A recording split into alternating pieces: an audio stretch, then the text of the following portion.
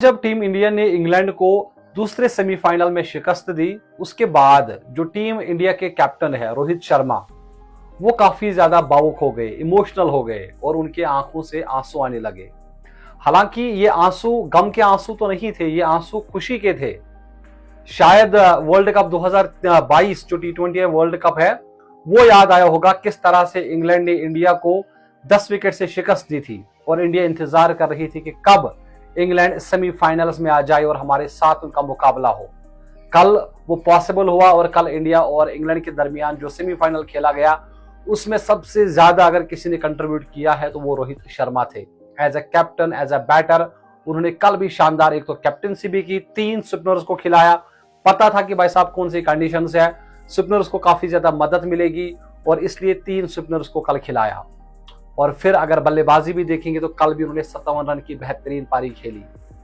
फिर जब वो ड्रेसिंग रूम की तरफ जा रहे थे, काफी भावुक हो गए, इमोशनल हो गए। फिर विराट कोहली उनके पास आ गए, ऋषभ पंत, सूर्य कुमार यादव उनको शाबाशी दे रहे थे कि भाई आपकी वजह से ही टीम इंडिया आज यहां पर खड़ी है। नो डाउट हर किसी का अपना अपना रोल था। बुमराह ने पहले जो है काफी सारे मुकाबलों में काफी अच्छी गेंदबाजी की।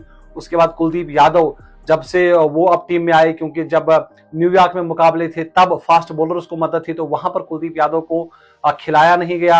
अब जैसे ही कैरेबियन में जो ये बाकी मैच है वो अब होने थे, तो कुलदीप यादव को भाई साहब यहाँ पर मौका मिला। हर मैच में 2-3 विकेट्स वो निकाल रहे थे और कल भी अगर आप देखेंगे तो कल भी उन्होंने 3 विकेट्स निकाले। अक्षर पटेल का कल बहुत बड़ा योगदान रहा है, क्योंकि अक्षर पटेल ने ही भाई साहब पहला और शायद पहले 4 विकेट्स में 3 विकेट्स अक्षर पटेल के नाम रहे हैं। और अगर अक्षर पटेल जॉस बटलर को आउट नहीं करते, क्योंकि वो उस टाइम पर काफी बढ़िया बल्लेबाजी कर रहे थे, अगर 5-6 ओवर और जॉस बटलर खेल जाते तो शायद जॉस बटलर इंडिया से वो मैच छीन सकते थे। लेकिन अक्षर पटेल ने उनको आउट किया, उसके बाद 2 और विकेट्स उन्होंने लिए। फिर जो थोड़ी बहुत कसर रह गई थी वो जसप्रीत बुमराह और कुलदीप यादव ने पूरी की है। अब जो टीम इंडिया है वो 10 साल के बाद फाइनल्स में पहुंची है। अगर मैं ICC T20 वर्ल्ड कप्स की बात करूं, इससे पहले 2014 में वो फाइनलिस्ट बन गए थे, लेकिन वहां पर फिर उनको हार का सामना करना पड़ा था।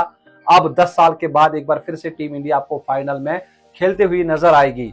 और इंडिया का सपना है भाई साहब, 2011 से लेके अभी तक कोई भी ICC ट्रॉफी इनके पास नहीं आई है और इस बार इनके पास वो बड़ा मौका है। साउथ अफ्रीका की टीम नो डाउट अभी तक अनबीटन है, लेकिन इंडिया से अगर आप मुकाबला करेंगे तो भाई साहब इस वक्त किसी और टीम का मुकाबला इंडिया से आप नहीं कर सकते।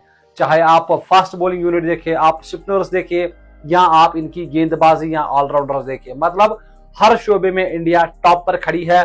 और शायद जो 29 तारीख को फाइनल होगा वो भी मेरे हिसाब से इंडिया जीतेगी। अब ये देखने वाली बात है कि इट्स क्रिकेट, कुछ भी पॉसिबल है, लेकिन जिस तरह की फॉर्म से इनके खिलाड़ी गुजर रहे हैं, ये कहना गलत नहीं होगा कि भाई साहब साउथ अफ्रीका को अगर जीतना है ना तो काफी टफ टाइम देना पड़ेगा इंडिया को। पहले अगर इंडिया बल्लेबाजी करता है, इंडिया अगर 140-150 रन बना लेता है ना, इनके बॉलिंग में भाई साहब वो रफ्तार है, वो एक्सपीरियंस है, वो दूसरी टीम को 150 रन नहीं बनाने देंगे।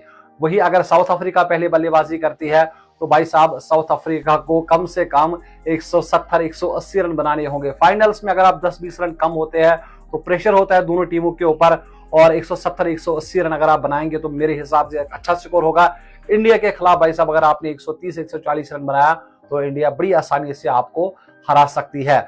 एक बार फिर से मैं कंग्रेचुलेट करना चाहूंगा टीम इंडिया को, आपने भाई साहब अच्छी क्रिकेट खेली है, आप डिजर्व करते हैं। और कल जिस तरीके से प्रेडिक्शन थी बारिश होगी, और काफी सारे लोग इंक्लूडिंग मी, हम चाह रहे थे कि यार ऐसा रूल नहीं होना चाहिए और पूरा मैच होना चाहिए, लेकिन कल बारिश की वजह से इंडिया नहीं जीती है। कल इंडिया अपनी मेहनत से जीती है और फाइनल्स में अपनी मेहनत की वजह से ये पहुंचे हैं। अब ये देखने वाली बात है कि 29 तारीख को क्या होगा।